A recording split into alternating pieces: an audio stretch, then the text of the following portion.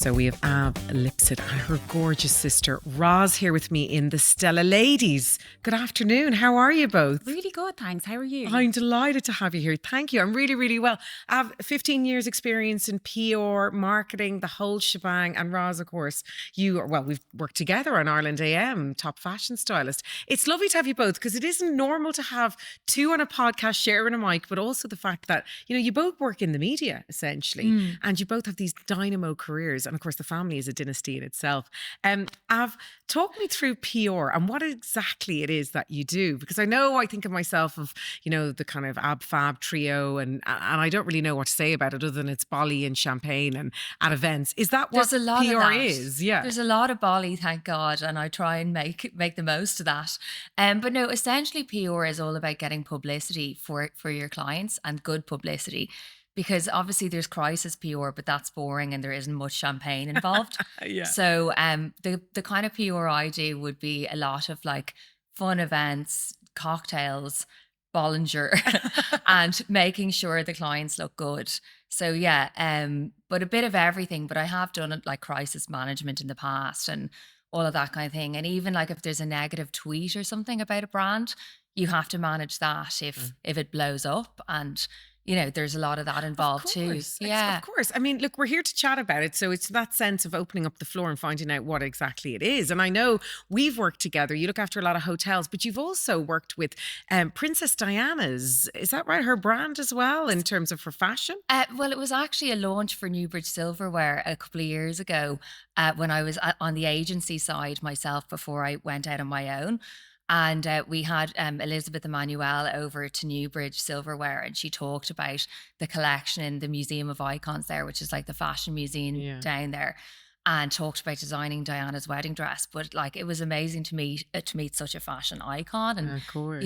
She's a massive name and has just launched her own bridal brand. Oh, well, she did. Because she did the wedding dress for Princess Diana. She did that. And apparently Diana just loved her when she did her engagement blouse. Which was also iconic. It was like a frilly, very 80s blouse, and she designed that as well.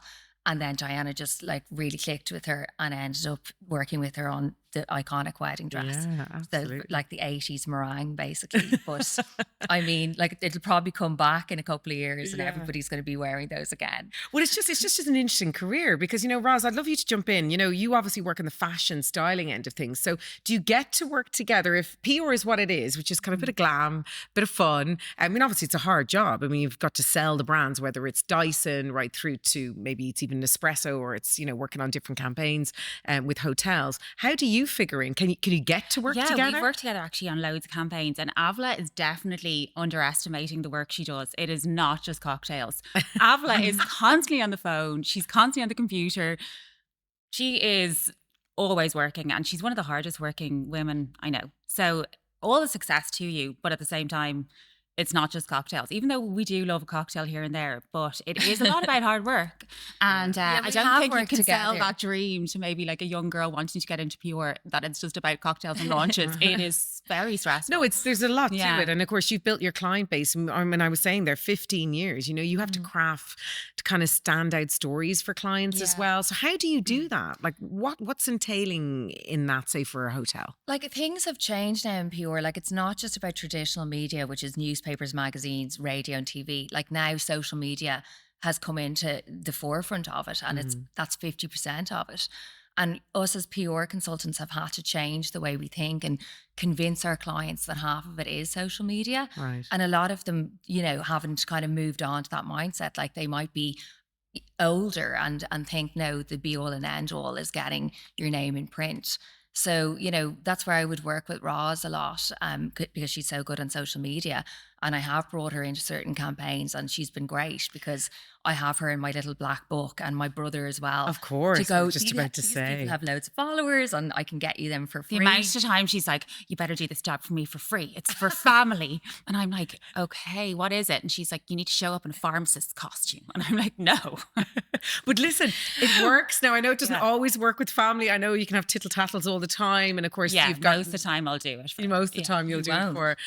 But in terms of, obviously obviously your brother as well, and he's exploded on social media and has been there for quite some time. What I would think is millions of followers. I mean, he's done incredibly well. It's like a dynasty. You've got you've got Av at the helm there at the PR, and of course you do fashion, and then of course he has his own following as well. Yeah, well, he's in a very different industry. As I said, it's mainly Jimbos that follow my brother on Instagram, but he has found such a niche, and he's changed the lives of so many young boys, getting them to the gym, focusing on their health and, their mindset as well. And he's very positive. He's such a positive influence in my life. And he was one of the first YouTubers, him, and I think it was Sosumi. Before, like, I remember my mom was like, "What's a YouTuber?" And until she didn't start seeing, she started seeing the money, and then she was like, "He's a YouTuber." But literally, he's making such a great career now. He bought a house in Spain for himself, and he's just doing so well. So, and he works so hard. So, he really is the man for the job. We need him here. Yeah, you could do a podcast, which isn't complete because there's another sister as well. But even looking at you all, I mean, obviously success is a lovely thing to have, but I mean, you do have a good family dynamic, and you support each other. And I know we don't always love each other from time to time, but I would imagine you always support Roz's career. I mean, fashion styling, it's a hard industry to stay in. There's many stylists out there keeping relevant, keeping fashion afloat as well, because there's so many different changing shapes and styles. What's your favorite part of the job? Because I've seen you so many times on Ireland AM, but you also float around and do other work as well. 100% Ireland AM, because I feel like that was my first really big gig where I was getting paid. And, they've given me so much flexibility, and they've let me learn because, I actually was when I first started modeling, I was very young. I was only a teenager, and it was one of my first jobs as a model on Ireland AM. And I always just saw the behind the scenes, and I saw how hard the stylists do work, and the presenters, as I've seen you work there. And I always just was like, I'd love one day to work either behind the scenes or in front of the camera. And I did actually reach out to one of the producers then after years and years of being there. And I said, is there any way I can get a chance to do something? Anything. And this was 10 years ago. And they were like, would you ever think about presenting the fashion? Ooh, and I nice. always have loved fashion. And I was so honored. And I said, yeah, oh my God, I'd absolutely love to. So I did 2 or 3 slots, and they said, sorry, this isn't working out. You're not hitting the lines. You're not meeting the deadlines. I'm so sorry. This isn't going to work. And I said, please give me another chance. I will work my hardest I possibly can. And since then, this was 10 years ago, I've never missed a deadline. I've never ever, I've always stick to the regulations, because there are a lot of regulations. There is. on TV. Well, it's live TV, you see. So and I yeah. feel like any sort of test you have only makes you better. And I'm really grateful that they gave me the chance as a very unexperienced stylist back then. Isn't that great to know? Yeah. Because people will be listening and watching and thinking, right, well, I'm not going to go there. I mean, how could anyone want to employ me when, I see myself as a model, and I'd be more behind the scenes, and I wouldn't like to present myself like that. But I'm sure you'll agree with me, Av. You have to put yourself out there. Even in PR, the whole thing is to be out there. Otherwise, nobody knows about you. Am I right? Totally. And I think as Irish people, we find putting ourselves out there really cringy. But things are changing. I noticed the younger generation kind of shout louder about themselves, and they don't get slagged off as much as us over 40s would perhaps. And I don't know, my default setting is to kind of go no modesty, but that's changing now, and you do have to kind of brag about what you've done and show your work technically. So is PR as hungry as people say it is? I mean, does it show its big ferocious teeth? Because we were speaking off camera there, and sometimes it's tricky.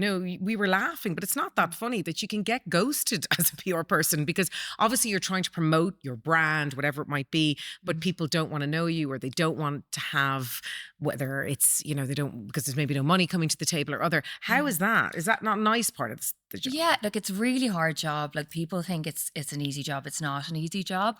There's so much pitching involved, and there's so much relationship management. And Irish media is so small. You're relying on the same 20 people over and over to support you. So, you have to really have great relationships and nurture those and take care of those people and everything. And sometimes there isn't enough time in the day to do all that, and even say thank you to somebody for helping you out. And but Avla is the person for the job, because I have face blindness. Unless I've met you about 3 or 4 times, I'm so bad with names and faces and everything. Avla is such a people person, and literally PR is people. It's all about people. Well, it's public relations. That's public relations. The short. Avla remembers every detail about everyone, every face, every name. She knows everyone's cousin. So I feel like you are always so particular with that. And I think that really goes a long way. But Yeah. it doesn't always Yeah. go according to plan. I mean, we've chatted about Paris Fashion Week before we actually started rolling. So tell people a little bit about that. I mean, how did that go right, or how did that go Yeah, wrong? so I worked with Dyson on launching their Air Straight, which is like a best-selling hair straightener, and it's amazing, by the way. Yeah, If I wish I anybody had it. wanted It to is get actually one, so God, good. yeah. you know, we did the European launch in about in 2020. What year is it? Like last year, basically. And it was this big grand reveal in Paris and time with Paris Fashion Week. But like, there's so much work that goes into launches because you have to book everything for everybody: hotels, flights, Oh my transport. God, yeah. You know, that's not the fun part because there's so much admin involved. And then dealing with VIPs, like dealing with James Dyson, who's the inventor, and, you know, all that kind of the velvet rope, you know, yourself, and behind the Yeah. scenes and interviews and everything. And there's just so much to do. So, but it went really well. And I brought 10 media over, and we had an Irish amazing media, time. yes. Irish media. We had an amazing time in Paris. And of course, it's Paris, so it's hard not to have a good time. And Yeah. we were wining and dining in the best restaurants. And, you know, I'm a beauty editor as well. So I know all the Social and beauty Personal, editors. yeah, Yeah, yeah. for Social and Personal magazine. So I know all the beauty editors too, and they're friends of mine. So it was kind of like a hen party.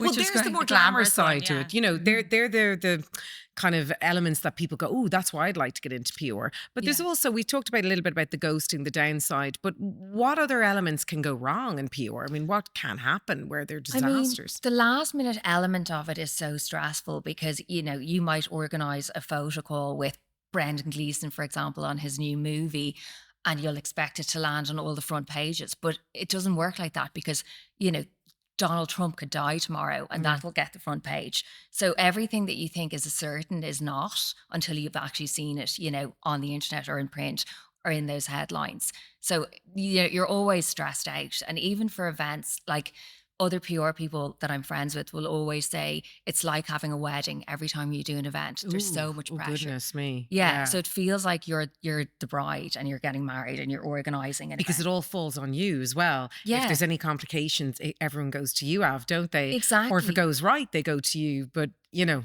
Yeah, that's so the element you know, you've you're gotta deal elated with. after something goes well or an event goes well, but you know, there's stuff behind the scenes that you don't see. You know, as an attendee, you think this is great, but something could be going on fire in the kitchen, and you're the one that has to deal with So it. when you go to an event or a premiere, say there was a lovely event here in the Stella, you know, do you know what you feel, what goes behind the scenes and the work that goes on to get everybody here to Yeah, watch the like I movie? always empathize with PR people that are doing events because there's so many no shows all the time. Of course, people Yeah. are busy, or they, of They course, have kids or somebody's sick. they or always whatever. VP and then they pull out. Yeah, and so there's always a bit of disappointment, you know, if somebody doesn't show up. And I think attendees don't understand that disappointment because you kind of take it personally, even though it could be something bigger or like a child is sick or is, you know, Yeah, I a know. catastrophe.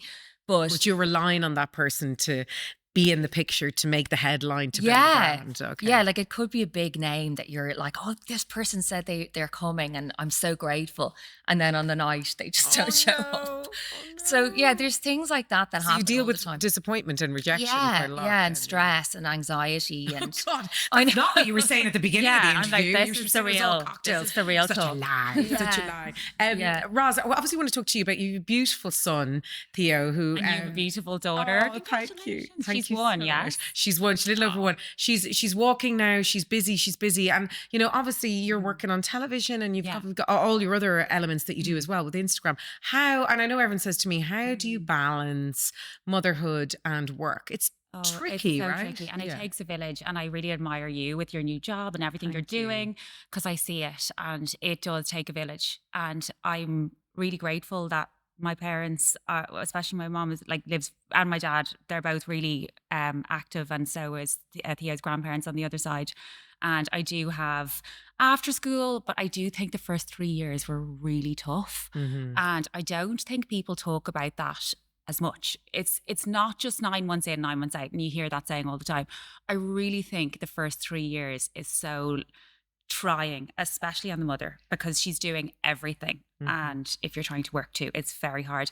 So I really do admire mothers so much. And you champion women a lot across Instagram. Yeah. You're very real. Yeah. And I think that's lovely because you're so beautiful. Look at your beautiful long legs. And, you know, you think as are you, everything. But No, but not all the time. That sense of, you know, and obviously a lot just of to makeup and harken. hair. Well, indeed. But it also, you have to harken back to the fact that you were an international model and you were on the runway and you were doing things like that, you know, you would imagine you'd be quite filtered and you'd want everything to be perfect, but actually quite the contrary. I love the fact that you're so open about certain things. I think I used to be more like that, and now as the hard knocks of life just come at you, you just go, fuck it, you don't really care as much. Of course, yeah. So I'm just trying to be, and I feel like that's authentic. when I connect with people as well the most, when I do talk about how things can be hard and trying and how you don't always have to look perfect. You can try as hard as you can. And that's why I love fashion styling as well. Like I work a lot with magazines. I work with Social and Personal, actually, that Avila is the beauty editor. I style sheets with them.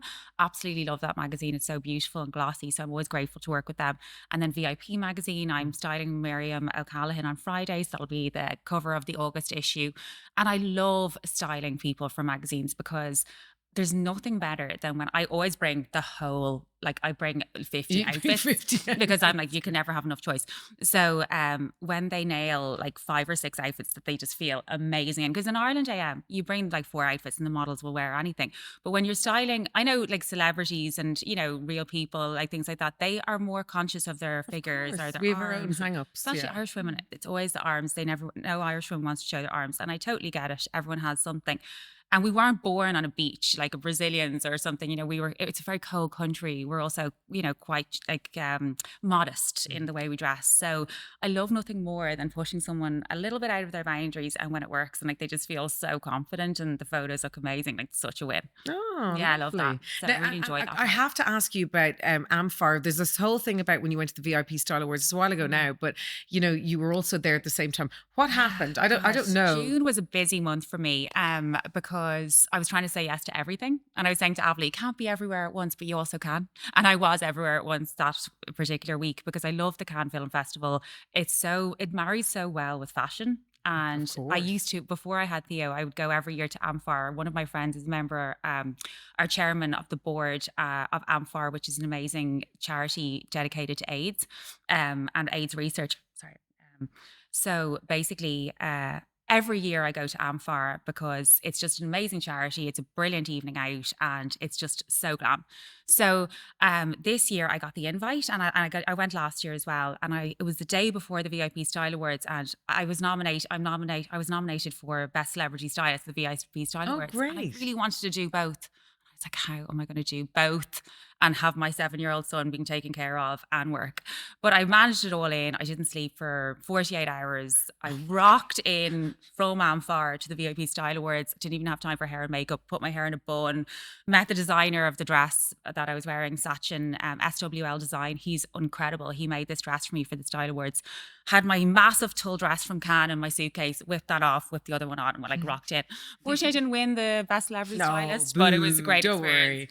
And Mandy Maher did, and I love her. So but top effort for like going from one thing to the other, you know. It's great. It was two great. You work at your to Amphar as well. I did. I wore actually an English designer called Melia London, and it was the biggest. Like they do actually bridal as well, and it was the hugest, biggest tulle moment. It was so much fun, and it was a great. So you have to give that back night. And then jump on a plane.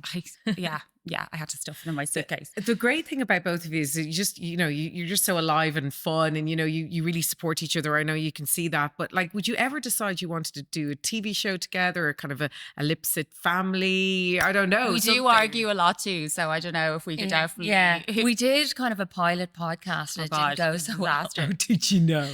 Yeah, it didn't go so well. So it just turned into like a therapy trauma session. So we were saying this is not going to work. But was your brother and sister there as well? The four of the 2 of us. It was just us two, and it didn't really go so well. So we just thought we'd park it for the moment. So this is a good trial. This is a good trial. Another retrial. You've also you've worked with Twink. Tell us about that because Twink is fantastic. She's iconic, yeah, and I love working with Irish celebrities because you get to know them better. And, you form relationships with people and friendships. throughout the years, a bit like me and you. Yeah. But with Twink, yeah, we did a phone watch campaign with her years ago, and her house had just gotten robbed at the time. Oh no. And you know, she was scared of getting burgled again. So we thought she's the perfect person for phone watch because their security systems are so good. So we approached her, and you know, we had a photo shoot in her house, and all her dogs were running around. I think she had 7 dogs at the There's a time. lot of dogs. Yeah. Yeah, and you know, a couple of cats, a parrot, and it was just like this amazing energy. She's got so much energy, and you know, we got her hairstyled, we dressed her, you know, got the photographer in, and just had such a great afternoon working with her. And the coverage went everywhere for Phone Watch. Like, it was front page of everything. Which, you know, to be respectful to Phone Watch, you wouldn't see phone watches going everywhere, would you? It's more your Newbridge silverware or your hotels, or like you mentioned, Dyson. But to get that out there, it's because you think outside the box, and that's what you have to do, isn't it? For PR, right? Yeah, and like, people get burgled all the time in Ireland, and you know, Yes. like, Yes, they do. unfortunately. So, you know, getting a celebrity like that to work with Phone Watch was perfect, and the timing was right as well, because you know, her burglary happened like maybe 3 weeks before, and I said, this lady's perfect. She's had the experience, and now she wants to up her security. So yeah, it was like an example of great PR and a great collaboration, you know. Would you ever swap jobs? Because you seem to know a lot about her job. You know, would there be any way you'd like to do a bit of fashion styling, and then you love could that. jump into PR? Yeah, you can do some. I'd fashion actually styling, I'll love to do be a some fashion marketing and stylist. PR. We're Yeah, just there talking we go. over each other now. Gosh. No, it's interesting because you obviously, you know a lot about the industry. I couldn't do what Avla does. I just don't think I have the capability No? to do what Avla does. No, I think you really are she's like so literate, and you're so good with people and faces that I think you are really suited to what you do. You'd be good. You'd be good. No, at I'd love to fashion, do fashion styling. Yeah, absolutely. In another life, though. I Like, would. fashion styling is not as glam as thing. Like, usually I have 2 massive suitcases. I'm like, you have to be physically Get an very assistant. strong. A muscly one. Okay, I'll get a muscly assistant, but you do actually Rob have will to do it. physically be very strong. It's a lot of heavy lifting, you know. Robert might do it for But you. it's gorgeous. The end results are really glam. Yeah. Just get an assistant to hold your bags around. A Good bellboy. idea. Yeah, that's next on the list. You know, let's talk about Irish women. And you mentioned there about Yeah. women, you know, not wanting to show their arms and everything. I mean, are you finding that we are becoming more confident in terms of our fashion choices? Because 100%. you know, I feel like, you know, with the influence of red carpet, it's always been there, but I do think that we are enjoying fashion more, probably is the best way to say I it. think Irish women are probably, you know, one of the most trendiest women in the world. Do you think? I definitely think that we follow trends a lot. I think America as well, but other than that, I think we are very into trends, and we're very into what's new and into fashion and trying new things. I think we really love fashion. And I think it's, it could be to do with, the rain, and how sometimes it's a great vehicle to kind of, it's a lovely hobby to have. If the weather isn't great, you can just look around the shops or flip through a magazine. So I definitely think Irish women are very fashion forward. What are your go-tos at the moment? I mean, Yeah. obviously you're pounding the pavement, you're seeing the shops.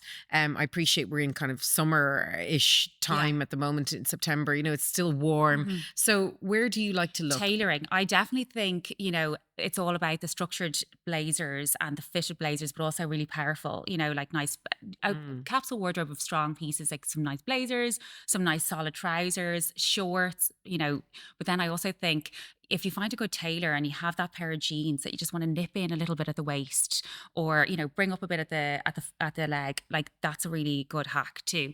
Sometimes there's something in your wardrobe that could be gorgeous as a mini dress. You know what I mean? Like it's also about reinventing your closet, because we don't have the space or the money to keep shopping. No. And sustainability is obviously a very big, arc that people talk about. I mean, you must have to realize that as well. I know fashion isn't just totally your remit, but I mean, what's the thoughts on sustainability? 100%. I'm all about sustainability. I love sustainability. I love renting. There's loads of amazing rental places out there that I can send you if you want. Darlow is one of them. They're a local one. They have she's always shopping for really current dresses. So instead of going to Brown Thomas and buying something for €700, you could rent something for her for 4 days for €100, and you have something fabulous that you technically wouldn't wear again. Mm-hmm. Droby, there's loads. There's about 6 or 7 that I always go to, and they have the most gorgeous dresses.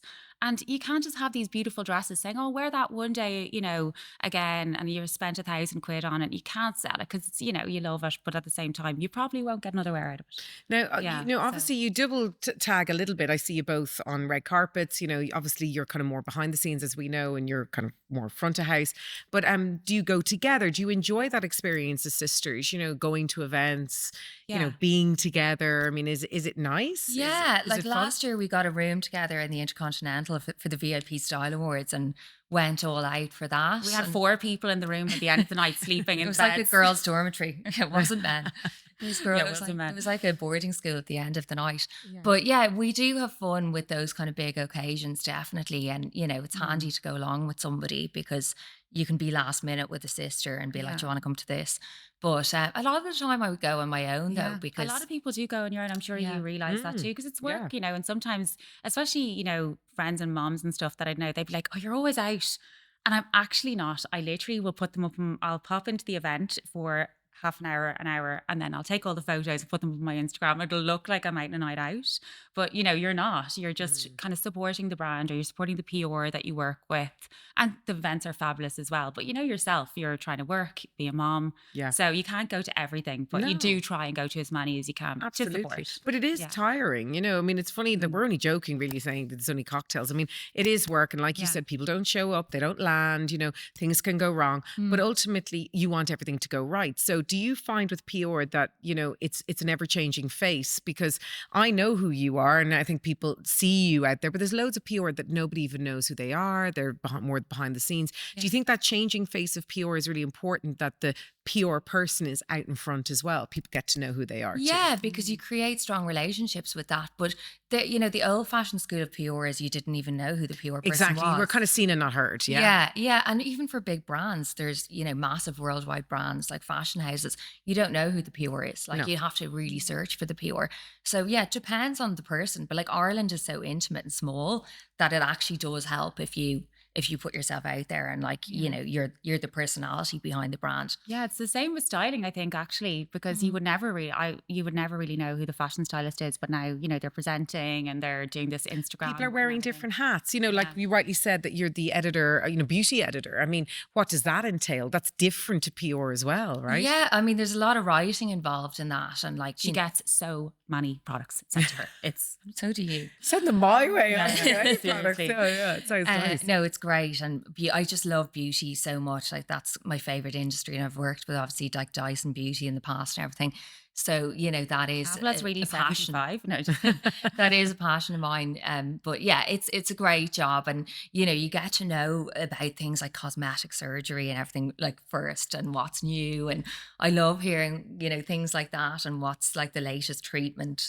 And so, are you friends then? Do beauty editors, are they friends? Are they We're foes? friends. And same with PR as well, because obviously you're kind of competing. It's a competitive industry. Yeah, PR, you think it's competitive, but I have a whole WhatsApp group of PR friends that we're always offloading to each other. So I feel like that whole, that's a bit of a lie, an old-fashioned lie that PR people don't get on. Like Same maybe, with modeling. Yeah, and Everything. You styling. all hate each other, and there's pickaxes at dawn, but it's probably not like no, that at a lot all. of the times the stylist will reach out to me and ask me for one of my contacts, and I'll happily give it because Ireland's small. You know what I mean? Why would I say no? Like maybe they could, help me again in the Benefit from future, it, and yeah. could work together in something. And Yeah. we did touch on the fact that you were, working internationally as a model. I mean, what did you learn on the runway that you've now brought to your life, not only as a mother, Yeah. but also just with your career? Well, I think, have you ever heard of rejection therapy? No. So it's this new thing now. It's actually gone viral on TikTok where you go in and you ask for like a free coffee or something, just so they say no and you get rejected. And you have that feeling of being rejected. And people are now putting themselves out there to get rejected. So life isn't that hard. And I feel like modeling was a lot of rejection therapy for me. Really? And I learned so much the hard knocks of life I also had a lot of wins, and then that's why I stayed in for so long, because it was quite addicting. You know, when I did get the big job, I'd get like a lot of money, and everything would be so glamorous. What jobs did you but- do, just so we can No, say well, that? I signed with one of the top agencies in New York called New York Models. I had 301 visas with them. I worked with so many designers, from Yeah, Victoria Versace to Beckham. Prada to Victoria Beckham, you know, doing their fittings, their showroom, their, you know, shows. I've done campaigns for loads of beauty brands. Like it was a whole other life. Do you know what I mean? And it was in my 20s, you know, and teens, but it was really hard as well. And it definitely did destroy my confidence a lot, that I had to rebuild it. So it definitely made me now more strong and confident. And I love kind of working behind the scenes now. And I value models, because I know how it can be quite draining on your self-esteem. It is, yeah, because sometimes models are treated as mannequins, and And you're you really think not. they're so you know. big-headed and all that, and like, oh, You you're so probably cocky. But probably no, seen they're how the probably the most stylists work. soul-destroyed people in the world. Sorry. Oh, stop. I hate being beautiful.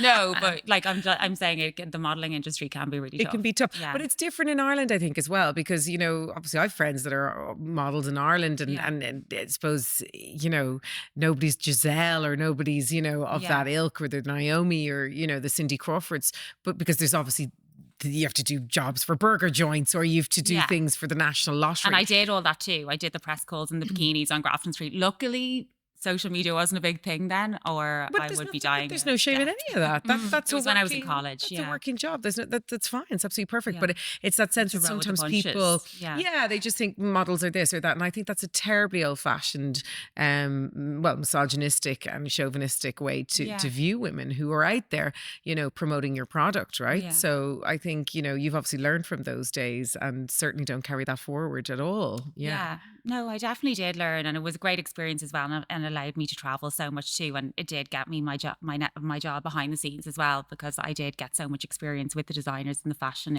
industry, and it was a great step in the door as well. So absolutely no regrets. Yeah. So you'd encourage everyone to do it. No, not. I wouldn't encourage everyone to do, No, because it's not kind always. of you do have to have a tough, A thick skin.